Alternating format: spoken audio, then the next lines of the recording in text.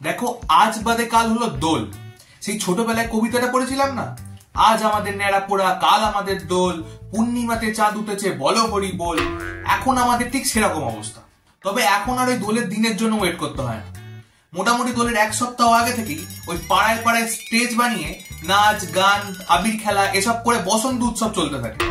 আর যে টিউশন ক্লাসগুলো আছে সেখানেও মোটামুটি আগে পরে এরকম করে রোগরে দোল খেলা চলতে থাকে। তার মানে বুঝতেই পারছো যে বাঙালিদের মধ্যে দোল বা হোলি যাই বলো না কেন, এইটা নিয়ে কি পরিমাণে মাতামাতি থাকে। তবে বিভিন্ন পাবলিকের আবার বিভিন্ন রকমের দোল খেলা, সেগুলোই আমি একে একে এই ভিডিওতে বলছি। ততক্ষণ তোমরা মড আর ফুড করাই নিয়ে বসে পড়ো।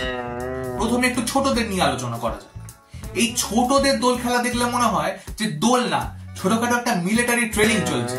একটা ঢাউস টুপি, চোখে একটা তারা ডিজাইনের চশমা, ছেলেরা পুরোনো একটা গেঞ্জি আর হাফ প্যান্ট, আর মেয়েরা ফ্রক পরে গলির মুখে মুখে নিজেদের ফিচকারিগুলোকে একবারে বন্দুকের মতো ধরে তার মধ্যে রং লোড করে দাঁড়িয়ে থাকবে। কেউ সামনে দিয়ে গেলেই হাল্লা বল। ওদের ওই বালতি বালতি রঙে রং থাকে কম, হিম শীতল জল থাকে বেশি। গায়ে প্যাচ করে লাগলেই পুরো কাঁটা লাগা অবস্থা হয়ে যায়।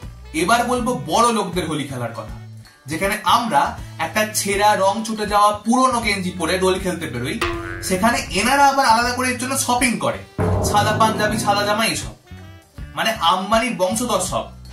যেখানে বন্ধুদের গ্রুপের মধ্যে সবাই আলোচনা করছে যে ভাই এবারে যা দোল খেলা হবে না, সলিড দোল খেলা হবে, এমন রং কিনেছি 10 দিনের আগে তুলে দেখা।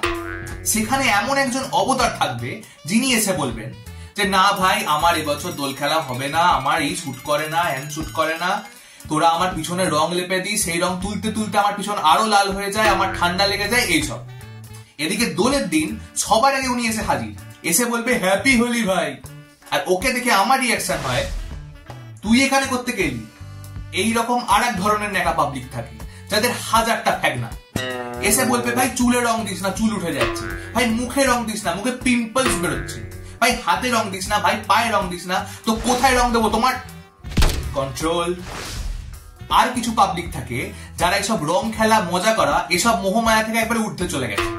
যেখানে বাকিরা আলোচনা করে যে কি কি রং কেনা হবে, কটা থেকে রং খেলা শুরু হবে এসব নিয়ে, সেখানে এনাদের অনলি ওয়ান দাবি যে ভাই ভাং খাবি। আর কিছু তার কাটা পাবলিক থাকে যারা মানুষদের গায়ে রং দিতে পারে না। রাস্তার কুকুর বেড়াল গরু এদের গায়ে রং লেপে বেড়ায়। এদের দেখলে না বেশি ঝাঁটটা চলে যায়। এই দোলে আমার সব থেকে কোটিপতি মনে হয় তাদের যারা টাকা দিয়ে এই সাদা আবিরটাকে কেনে। বাড়িতে ময়দা চালের গুঁড়ো আটা থাকতে টাকা দিয়ে এই সাদা আবির কেনার কোনো মানে হয় বলো? বড় লোকস।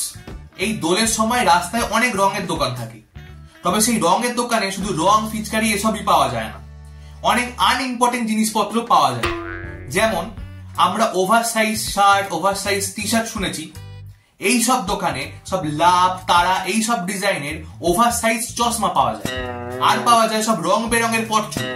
এক মুখ রং মেখে ওই পট চুল আর চশমাটা পরে রাস্তায় বেরোলে যা দেখতে লাগে না, পুরো কিলার লুক। যাই হোক, তো এই ছিল বাঙালিরা কিভাবে দোল খেলে সেই নিয়ে আমার একটা ছোট্ট ভিডিও। তোমরা কে কিভাবে দোল খেললে কমেন্টে জানিও। এই ভিডিওটা ভালো লাগলে লাইক করো, শেয়ার করো, আর সুস্থভাবে সেফলি রং খেলো। আজকের মতো টাটা, খুব তাড়াতাড়ি দেখা হচ্ছে নতুন ভিডিওতে। বাই।